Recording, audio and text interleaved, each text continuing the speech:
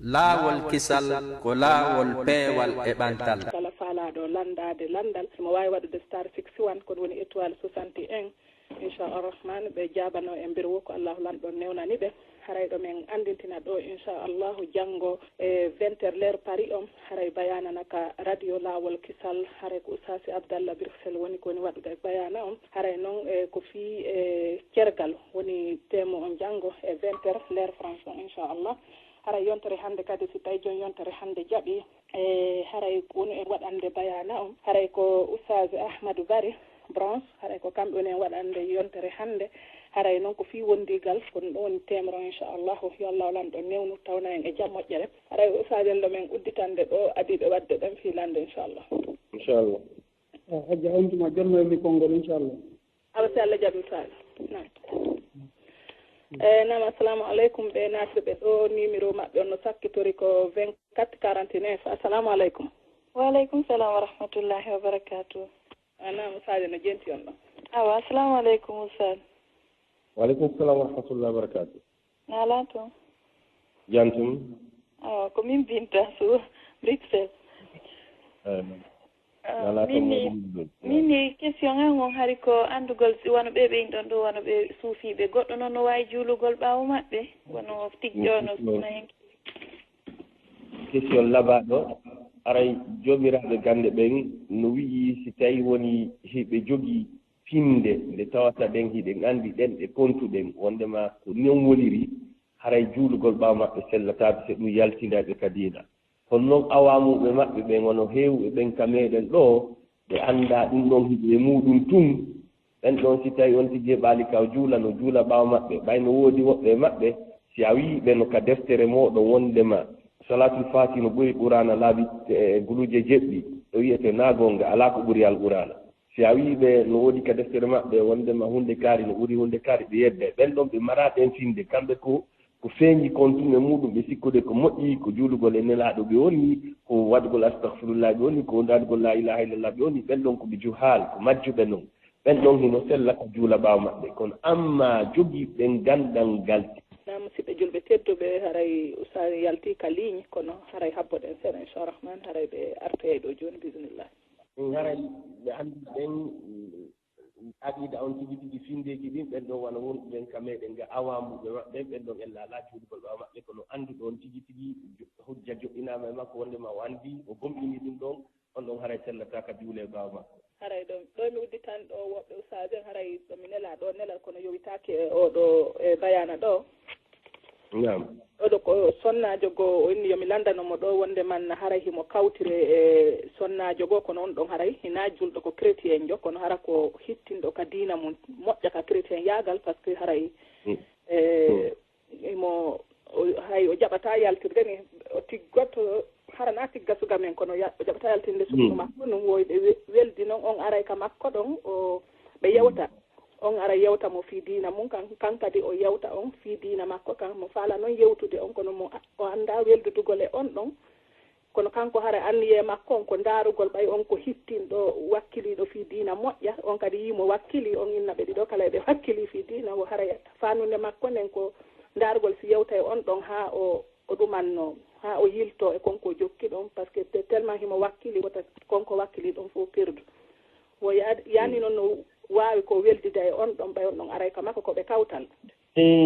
on ɗon himo haani weldugol e makko fanni manni o hulanaari hoore makko ko nden moƴƴere ɗo woni ko faandi ko nden moƴƴere ɗo woni ko anni himo haani wakkilagol mo haani anditugol nelaaɗo maaki la an yahdi allahu bika rajulun wahid hayru min humor ni'am woko nde gorko neɗɗo gooto fewirta sabu maɗa ɓurima moƴƴande ko ittata gelooɗi ɓurɗi moƴƴude sadaka ya wakkilo o toro Allah kono ko ya wakkiloro torragol Allah julɓe no woodi piiji buyi ko tata ɗe weltindi e muɗum no jeeya ɗin piiji min mi sikkugol ɗo waawi waɗande hoore angu ɗum andi laawi ɗum no waɗirte ma onon hajja en sikkugol ɗo waawi waɗande hoore mum goɗɗum ɓay ɗon andi laawi ɗin no waɗirte jejjiten noon wondema ko Allah woni ñewnowo ɗin laawi ɗo yaɗi waɗi yani torragol Allah mi torikema Allah fewna nan kaarijo waɗan sabu mi fewna mi wona kaarijo feewa nelaɗo sallah sallam ɓe torino Allah yallah fewnu goto e aboubacre goto e oumar ɓe ɓey hari ko abou diahal e oumar bune el khattab Allah jaɓi duwa maɓɓe on e oumar bune el khattab idan ko taw weltino nde finata jemma o toro Allah ya Allah fewnu on tigi Allah waɗi mo sabu on tigi fewa ɗum yaɓe weldi ella o ala ko ɓe weldi kon fanni ko ɓe weldi kon naɓataɓe ko harmi nam awalan udditande hikkiɓen ɗo inchallah haray ko ɓe natirɓe ɗo email makateɓe Mariama assalamu aleykum. assalamu aleykum aray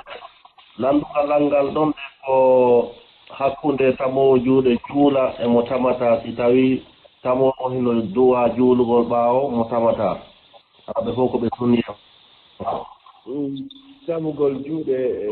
e onno wiyete ɓe nganndi ko ɗum ɗon woni sunna on ko ɗum ɗon woni ko nelaɗo sallah sallam woni ko waɗi ɗum ɗon kadi woni ko ari ka deftere imam malik motta imam malik ɗo yindani hoore maɓɓe ko ɗum ɗon woni ko ari toon ko yewtere goo ƴeggaɗum e ibnu qasim fi fatawa mo imam malik waɗi sikka accitugol juuɗe buy yehi toon nden kon ɓi kalmo ko ɓen yeddondiri kadi kon woni tamugol kon woni accitugol ibnu abdil bar simmo jeeya e karmo koɓe kummaloɓe malikiyankoɓɓen ka istiskar makko o wii hadis wu ala selli wonde manelaɗo acciti juuɗe juuli nde wotere o wii sella kadi ko damba kon e imam malik wondema imam malik acciti juuɗe juuli o ɓuri sellude kon ko tamugol ngol juuɗe kono joni noon mo tamata juuɗe si o juula e ɓaawo si tamo juule no juula ɓaawo mo tamata juuɗe nam no juula juulde maɓɓe nden hino sella e hono wiyete fii juuli ɓaawo mo tamata juulde si tawi on ɗon no waawi juulugol no anndi no juulirde e noon ɗum ɗon bonnata juulde makko nden no sella kaw juula ɓaawo makko e o toranomo kadi allah e allah okkonmo kan kadi waawgol gollitirgol on sunna nelaaɗo ɗon kadi juulde makko nam aray wiritana hikkiɓen ɗo inchallah ɓe natirɓe ɗo numéro privé anonyme assalamu aleykum. waaleykum salam wa rahmatullahi wa barakatuhu hajjani on jarama ala toon ɗon e jaam eyi alhamdulillah on jarama oustage wona toon eyi on jarama buy battande yewtere nde yallah on ɓeyde renude o ɗanda en boneji ɗiɗi sifaɗo fi muɗum e bida on nam aray ko landal mi fama landade haray landal angal yewdiray ka bayana ɗo haray landal angal ko fi ka jangugol Qur'an harayɗa jangude Qur'an harayɗa salligi fi muɗum joni noon bobo mo joɗo kapo ya saƴƴoyamo arta soɗoɗade arta kadi haray on tigui no anan yon tigui mimo Qur'an on kay ko yon tigui yeltito salligoyo kadi ko saƴƴoton kon bobo momon waɗata ɗum firtata salligi momon ok ko saƴƴaton kon bobo ɗum firtata salligi on o memugol e awra ko wona ko wiyede muɗum ɗon ɗen ko noone ɗiɗi memugol awra on tigi kanko tigi ma ɗum memugol awra goɗɗo goo tawata on ɗon awra ɗon memminanaymo kanko faalo on so tawi ɗum ɗon wadda ella ala wonata salligi makko tawno awra makko memi wallahu taala alam ɓe natuɓe makateɓe Zeynaba assalamu aleykum. assalamu aleykum. waaleykum salam wa rahmatullah usaje no jenti o assalamu aleykum ustade nala toon jantum aleykum salam albarka batte yewtere nden haray min landal ngal na ko yowiti e bayan on ɗo ko haray mi faalo andade ɗo miɗo yaa ɗo nokku goo soodu wona ko ɓe yeyatani piiji ta noon ko fulɓe yeyata ɗon joni noon tuba noon mi yeey wo hara prix ko ɓe yeyirte ko na ɗum ɗon ɓe jonnirta on tigi hara ɓe ɗuytanama o so tawi hara kano 10 000 yeyete ɓe ɗuytanama ɓe yeyirama ni wona nden say 5 000 ɗum ɗon haray on tigi no dagi ko soodita ɗum ɗon no ɓaray tuma yawɗa waray ko noon ɓe yeyirtama ka hara en laala e ɗum ɗon on habboto ɗon onon landal moɗon ngal ta on kupputa on yawtawde ko kamɓe jeyi ko ɓe yeyide kon non ko ɗon woni ɓe gollude na kamɓe ara jeyani hoore maɓɓe ko gollayɗo yon place ɗon kon ko ɓe woni yeyide kon mo ɓe woni gollande on ka place no newnani ɓe waɗugol ɗen golle ɗon ɗum ɗon amar ko ɗum waɗi simin nomi laando si tawi woni ka raɓɓinigol si tawi woni ɓe yeyirima noon si tawi woni no gasa haray jooma place on o haalaniɓe wondema ko yeyete par exemple wiyen ko 5 euros o yiiɓe ɗum ɗon o yiiɓe kono o yii ɓe wawi yeyide ko faala ɗon wo ko heɓu ɗon ɗo wo ko onon jeeyi si ɓe ari goɗɗo go ari ɓe yeeyamo 10 ma 15 an a ari ɓay ko suɗɗo ma ɓe yeeye 5 euros on ɓe wumi o heɓugol goɗɗum e hoore ma ɗum ɗon ella ala e muɗum ella ala e muɗum kono si tawi woni haray na ɗum jooma place on wolani ɓe haray konko ɓe wonima yeyide on 5 euros fii ko addi aade jo maɓɓe on si goɗɗo goo aroyi ko ɓe ɓeydanta on ɗon kon ko noon ɓe ɗiitata ko ɓe wattitoytat kondaɗen si perte on ari haray ɗum noon ɓe alaa kamɓe ko ɗoni gollude kon harayna ko ɓe haani woɗɗitagol ɗum ɗon kono amma fii si ɓe ɗiitanima ko ɓe jeyi kon ma ko ɓe halfina kon eɓe wawi ɗiitugol hara ella o ala e muɗum ko hakkunde maɓɓe o ɗum ɗon ella o ala e muɗum eno daganima eno sellani ɓe kamɓe kadi keɓaɗa ɗum on jarama albarka nam ɓe makateɓe Aminata assalamu aleykum. Waaleykum salam wa rahmatullahi. Ustaz assalamu aleykum. Waaleykum salam wa rahmatullahi wa barakatuh. On jarama batte yewtende Allah subhanahu wa taala waɗa mo joddi aljanna. Aray miɗo mari ɗo landal haray landal angal koko yowodiri yani hara goɗɗo hino ka yaasi ni hara hiɗa maapi wano par exemple min lan ka yaasi hara lan maapi e hunde moƴƴa noon goɗɗo walla lan ɗon est ce que du'anagol on ɗon haray hila wawi du'anagol on ɗon par exemple mi inna si tawi ko julɗo ni si tawi oɗo tagaɗo ko julɗo Allah subhanahu wa taala waɗa mo joddi aljanna si tawi kadi na julɗo yo Allah fa andinmo fi dina l'islam o si tawi ɗum ɗon hino dago no sella ka du'ana wona julɗo yo Allah waɗumo julɗo no sella nelaɗo sallah sallam fenno ɓe yehi Taif fenno ɓe soñja Makka han ɓe jogi ɓe yehi Taif dargote ɓe ɓay ko aynaɓe toon honɗum honɗo wiyete ɓayi ɓe mooɓi jofoɓe ɓen e feetuɓe ɓen ɓe fiɗi nelaɗo han ɓe barmini ɓe sallllahu alayhi wa sallam ɓayi Allah immini malaika ɓen e Jibril e halfinaɗo pelle ɗen argol ya pelle ɗen ya nelaɗo wolu ko faala ɓe muñcidira ɓen toon fof on nelaɗo wi o oyi no gasa ko Allah yaltina keyci ɓeɗo ɗin ɓe yeddata Allah rewa ɓe Allah mi torike ma yaltin e ɓeɗo ko rewete toranagol mo tataray na juɗɗo yo Allah waɗu mo juɗɗo ella alaa ɗum ɗon bal ko moƴƴi noon an kadi heɓay moƴƴere nder muɗum si o woni julɗo kadi haray ɗo mari baraji nder toon ok joni ga siko ɗum woni siɗa anndi siko julɗo ma sa annda kala ko duwaniɗamo yani ɗa wawi mo duwanade si tawi ɗa anndi ko o julɗo duwanoɗamo en tant que julɗo si a anndi wona o julɗo siɗa anndi kan wona o julɗo wiya yo Allah waɗumo julɗo si joni noon a annda few wiya Allah o waɗanɗo lande moƴƴere ɗo Allah yoɓirmo moƴƴere maago awa faamike on jarama yo Allah waɗu joddi aljanna assalamu aleykum nam min udditaniɓe hikkiɓe ɗon natirɓe 0732 assalamu aleykum. Waaleykum salam wa rahmatullah. Assalamu aleykum. Waaleykum salam wa rahmatullahi wa barakatuh mafiratu. O yaafatoɗe min aray landal na ko yowiti e mawdu men on ɗo hannde mi faala landade tun ko minen wonɓe ka ɓe innata leyɗe ga e wonde aray tanji amen ɗin ka suuma e aray no juuti moƴƴa joni noon buy ñawloto habbo ha jouruje ɗen raɓɓiɗa inna no yoɓude est ce que haray ɗum noon no dagano julɗo on sellanta julɗo on nam e suumay ko ñaaminta kon suumay sharia no waɗi ɗum hiɗe nganndi ko honɗum kadi woni korka kan ko gila ka fajiri on feeri hanka nange nge muti si goɗɗo woni e leydi ko noon nange nge woniri ko nange mo jokkayge hantimma wiigol ɗon jooni o ñaama e ɗum ɗon fii yiya o yoɓoyi e lewru goo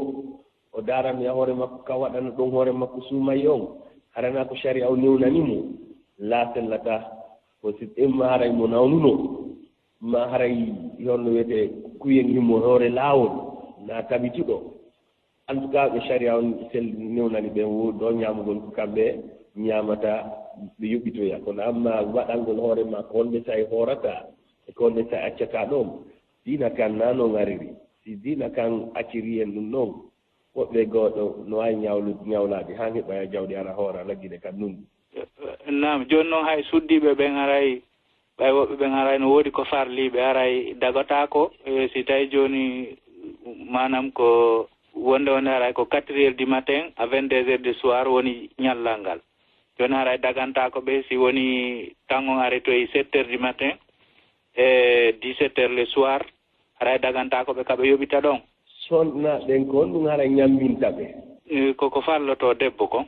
ɓen ɗon si ɓe ñaami e nder on tan juutuɗo ɗon yaɓe daaraɓe hoore maɓɓe ka tawata ñallal ngal ko leer ɗiɗi hoɓe hoora nam on faami ko wi kon ɓen ɗon si tawi ko ñammini ɓe kon ko sharia wi'i ma an tigi ko ñamminma kon ko sharia wi'i masalan no ɓasara ɗe nawni daarani hoore ma ka tawata yaasi no ɓuri newaade yoɓa o nder ɗon ko tasuɓay goo tawtumo tun nam on jarama yo Allah yoɓu ko ɓuuri e moƴƴude allahumma amin ɓe numéro mum landitori ko 14 93. Assalamu aleykum. Wa aleykum salam wa rahmatullahi. Nala toon? Janta alhamdulillah sayno jenti. Min namɗon ɗon taw hajje min application wala lan ƴettande himo natirede ka radio. Naam. Ok. Assalamu aleykum ustad. Waleykum salam wa rahmatullahi wa barakatuh wa firatu. On jarama fota yallah on waɗi joddi aljanna e yewtere nde faminike moƴƴa yo Allah arsukumen menen kadi famugol moƴƴa e haray noon min komi faala landade kon e ɓe makuɗon ɗo fi muɗum haray hiɓe andora honno ɓay wano no makirɗon noon min ko waɗo tijjani on to wiyata mi sendidira e haray hiɓe andora wano honno ka hara ɓe ɗuuɗira noon jooni e jamanuji fewndiɗi fewnɗo ɗi no woodi tigi no mandeji boyi no woodi no ɓe andirte gogo kam mande ɓurɗo tiiduɗonge maɓɓe koko million kon haray ɓe mari wirdu mo tawata on wirdu ɗon ɗen no waɗɗi e maɓɓe no julde waɗɗiri e ma noon haysi tawi noone no kamɓe waɗirta wirdu maɓɓe on e tijjani waɗirta noon no serti kono haray ɓe mari dow wirdu ɗum ɓe waɗata ɓe mari sayi kadi kaɓe mawɓoto waɗgol on wirdu ɗon nokkeeli goo haray ɓe mari kufunaji ɗi ɓe hippoto couleur ji nokkeeli goo ɓe mari lince ɗe ɓe waɗata ka daande maɓɓe couleur ji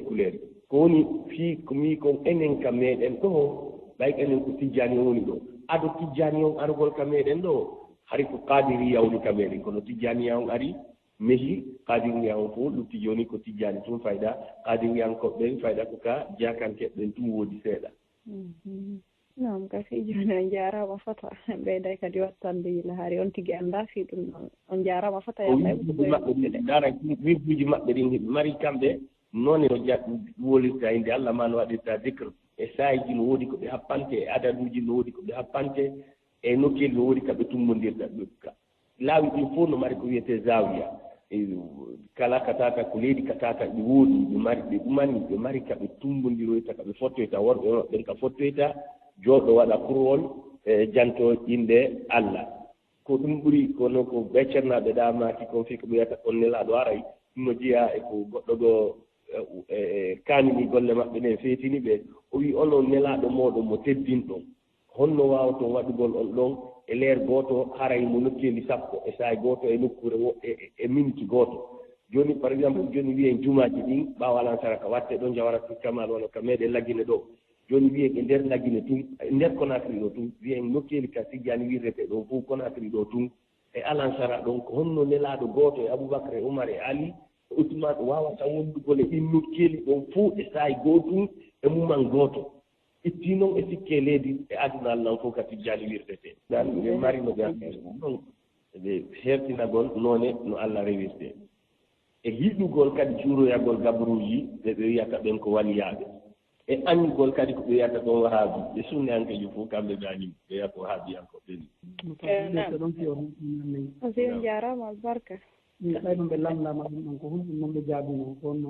ɓeeɗa karama koɓe yarta ɓay ɓe wiyama ko honno nelaɗo wawata wonugol e ɗin nokkeeli ɗon fof e sahay gooto ko ɓe wii goɗɗo annuɓe ɓe wiyete no woodi ko Allah ronkata an a huti mawgo Allah no woodi ko Allah ronkata pellet si marɗo iman haray iman mo mahaka e gandal landama so no woodi ko Allah ronkata o hulan e hoore makko kisan o sikkan woni keesoɗo wi astahfirullah Allah ala ko Allah ronkata ko gonga no woodi ko Allah ronkata kono no woodi ko Allah waɗani wano min Allah ronkata waɗugollam mi wona debbo kono waɗali ko gorko waɗila gan ala ko Allah ronkata kono no woodi ko Allah waɗani wano waɗugol aaden gooto haray mo nokkeeli sappo e sahay gooto Allah ronkata ɗum kono waɗali nam joni hara en ƴettay aaden gooto ɗo hara hatten ɗo inchallah ɓe ara ɓe signalime nga jonnita micro on ɗon e cheikh julde ɗon inchallah ɓe natirɓe ɗon numéro maɓɓe no sakkitori ko 40 34 assalamu aleykum waleykum salam ala toon janta alhamdulillah sayno jenti on ɗon awa assalamu aleykum ustade waleykum salam wa rahmatullah wa barakatuh wa firatu weltanama dara yallah yoɓu mbaraji ɓayano nan wara joddi aljanna ɓe min question on ɗo ina ƴewti e duma honno e bayana on ko fi julde nde mi faala landade e ɓay minana ɓe explique fingol jooɗagol ka tawi arano on fi jooɗagol e tuggakoyngal e ñamal ngal jotto e hoore nanal ngal haray ko fi worɓe ɓe ngero ɓen ka haray ko honno Nana se famini keke sama. Mission mo famini ke moƴƴano weltani ke on kadi moƴƴano hollilan kadi wondema no woodi telenton ɓe humpitade fi diina Allah kam moƴƴa on ɗon noon e jooɗagol ɗon ko ɗum wiyete al iftirage ɗon ko sunna nelaaɗo noon sallallah sallam ka jooɗagol kala tayya julde mo tata mari tayye ɗiɗi tayye ara noon ko ɗon jooɗorte kala julde mo tata ko tayye gooto pet o mari ko ɓuri sellude kadi ko noon on tigi haani jooɗaade jooni noon ko fii julɗo debbo e gorko cheikhul albani rahimahullah o wii alaa dalil wo ko holli wondema no woodi no rewɓe juulirta hara no seette no worɓe juulirta nelaɗo sallah sallam ko ɓe maaki sallu kama raaytumuni usalli juule no yiiɗon lan noon miɗo juula so yaali ono worɓen noon no mi faani rewɓen kanko ni juulɗo eɗema fan gorko debbo on fof ko noon jooɗirɗo juula ɗon noon no siforɗon noon ka tawi ara noon ko noon jooɗorte si tawi julde nden kadi wona ko ruɓɓigol ni ma ko juulugol ono subaka kadi noon ko noon juuli jooɗorte si tawi ko julde voyage kadi darɗe ɗiɗi ko noon jooɗorte nam a yaafede mi lanto si hawri noon on tigi tawi par ce que wona min no mettanilan fi koyngal ñamalngal jiccugol kolli ni joni so tawi mi wawa tan no jottagol ɗum wona sakkitoro noon tigi jeenitoro no wara ko jooɗitagol e nanal ngal festingol aray ɗum noon kadi no wawa sellude no sella kono ɗum ɗa ko wiɗon ko o wawali miɗo fellitino gasa o wowali woni kala goɗɗo wowali o wawata min kadi haɗa mi wawata mi wowi mi wawi essaye mo no gasa o wawa si tawi on wawali mo few jooɗe e hoore nanal ngal no wirɗon noon walli noon ñaamal ngal walli no hara o darnali walli no ka becce ɗon ka becce hara wondu mawdu ɗum ɗum walorto ka leydi ɗum wona ka leydi teppe ɗen fewta ka ɓaawo ma mi annda si ɓay mi suttondira wata faamude ɗum fa lawolide ɗo tawi on wawani goto ko noon waɗirto awa on jarama foti Allah yoɓ jodde aljanna en jarama weltanama amin assalamu aleykum wa rahmatullahi wa barakatuh waleykum salam wa rahmatullahi wa barakatuh mahfiratu nam haray moodi haray cheikh julde men jonitiyo micro on ɗon inchallah assalamu aleykum wa rahmatullah haray ɓe weltanike jama julɓe ɓen fuu ɓe maɓɓe kaɓe woni o kaɓe woni ɓe weltanike karamokoɓe men ɓen ɗo haray kadi ɗe wondi e musidɓe men ngo kadi ka juulirde ga ɓen kadi no jenti programme on no feƴƴiri noon hiɓe welti moƴƴa ɓaydi ɗon weeli siɗa fini on tigi no welti annday mo welti haray kamɓe kadi en weltanike ɓe en jarniɓe haray o ono équipe on fof weltanama jarnama haray on jarama fota yo Allah subahanahu wa taala on yoɓɓo on ko ɓuuri moƴƴude en joddi yo Allah on naɓiran en ɗum ɗo yeeso o moƴƴinana en cuwakuji men ɗin fof o danda en kañum kadi ko bonnanta en ɗum ɗo o danna en ko bonnanta en kala ko moƴƴinten ko haray ko ɓangilantugol jama on wondema haray yoɓe ɓeydu wattande yilaka lawol kisal ɗo programme ji ɗin no heeɗintina no moƴƴintina wano darsuji buyi ɗi karmokoɓe men ɓen jokki haray ɗi heeɗintinama ka lawol kisal ton no annda noon hino jokka wono defte goo ɗe tawata kono hiɗon geeli karmokoɓe men go no ɓeyditi goɗɗe goo ga wona ɗe jokkede haray tigi tigi on ko yo jama on watta yila ɓe e lawol kisal on ɓe wattaneɓe yiila kadi e radio on ɓe wattane yiila kadi e bayanaji ɗin haray kadi ka bañan technologie service fiji buyno heeɗintina toon kadi yoɓe wawa noddude numéro on ɓe honno ɓe wawa hendade programme ji ɗi numéro on ha joni ko goto ko 664 33 06 56 haray jama on fof no weltana hiɓe jarna yo Allah subahanahu wa taala on yoɓon en fe men ko ɓuuri moƴƴude jeddi haray miɗo jennita ostaji micro inchallah haray no ɓe makiri noon hiɗo weltana moƴƴa e surtout hajja en ɗo hiɗo weltana moƴƴa e nebi miɗo nana kalmo kangen israɓe angen docteur madouri ɓe maka fi moɗon ɓe weltori on donc tawi woni on sonnaɓe Allah eltiri on sifa waɗugo sifa ɗe golle ɗo haray ɓe haltini on hulugol Allah e jogitagol diina moɗon kan e toragol Allah yo Allah hiwo on e muɗum waɗana on ka mandakiji moɗon e torki Allah yo waɗu barke e gueɗal ɓe moɗon ɓen Allah hokkoro moƴƴere aduna e lahara e sukaɓe meɗen immiɓɓen fi ndumuraɗo ɗo fof e sukaɓe meɗen tonɗen nodduɓe men ɗo ha yiitindini en hara ɓe fof ɓe weltanama e kala heɗitiɗo nde ɗo hunde toriki Allah subahanahu wa taala no jooɗorɗen noon ni heɗirɗen ɗum ɗo ya moɓiren en ni ka aljannaji makko nanen hitoji e piiji laɓaɗi ka aljannaji makko ya ukkoren wurugol e hoore diina Allah e diina makko kan e deftere deftere makko e sunna nelaɗo sallllahu alayhi wa sallam no sahaba ɓe woni ko famiriri noon haray mi daro wano ɗo mi wiya on assalamu aleykum wa rahmatullahi wa barakatuh haray kadi wono karamotoɓe men hikkoramɓe e Dakar to kadi no Oustaz Alpha e Dakar ɓen kadi haray ɓen toro jama yo weltanoɓe moƴƴa jarna ɓe kamɓe kadi on tini onno programme ji maɓɓe ɗi no ko laawol kisal toon hiɓe weltana moƴƴa hiɓe wallitade moƴƴa kamɓe kadi haray ko weltanagol ɓe jarna ɓe inchallah yo Allah on yoɓɓe ko ɓuuri e moƴƴude e jeddi amina ya rabbi modi machallahu onon kadi min weltanike on fota yo Allah lanɗo yoɓon on fof moɗon toon ko ɓuuri e moƴƴude e yoɓa kala kadi wonɗo natude ka radio laawol kisal ɗo ɗe jento yo Allah lanɗo yoɓi en fof tumminira en ka jannatul firdawsil ala kala tambitiɓe e radio laawol kisal on e groupe laawol kisal fi sonnaɓe hisuɓe haray wallahi ko welwelo molanago haray ɗo min weltani on onon kadi wonɓe wallitade min sarsu gongol e haray ɗo min ɓeydita andintinde ɓay haray yimɓe ɓen noyne min andintin chaque fois so tawi hara ustasiɓe men ɓen ko Guinée woni iwde e kamɓe kadi ɓe ndaara ko honno Allah lanɗo niwinantaɓe ɓe wawa e arsukude ɓe sarsangol ustasiɓe ɓen hara o mbayana ɗon ko yeehi wo wonana ɓe sadakatul jariya haray wonɓe wallitade sarsu gongol haray min weltanike ɓe fota kamɓe kadi yo Allah waɗan ɓe joddi aljanna haray faalaɓe ɓen kadi sarsande men fof haray ɓen ɗon kadi hino wawi men contactude inchallah haray numéro téléphone an on ko 0044 79 82 83 awa yaafe ko ɗuma mi andimo ka anglais ko 0044 79 83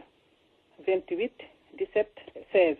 haray ko numéro on no inchallah ko 0044 79 83 28 1716 haray kala faalaɗo men wallitade fino radio o on yaara yeeso e fi sarsangol ustasi ɓen haray ɗo min weltani julɓe ɓen ɓe fof maɓɓe ustasi onon kadi on jarama albarka bo haray ɗo min hiiro docteur en e sonnaɓe moon ɓen kadi fof to e ɓengure nden fopp haray ɗo min habbiti on kadi ka radio inchallah inchallah mi weltike fota noon haray seko julde onon kadi on jarama yo Allah waɗi joddi aljanna e kala wonɓe takko mon ɗon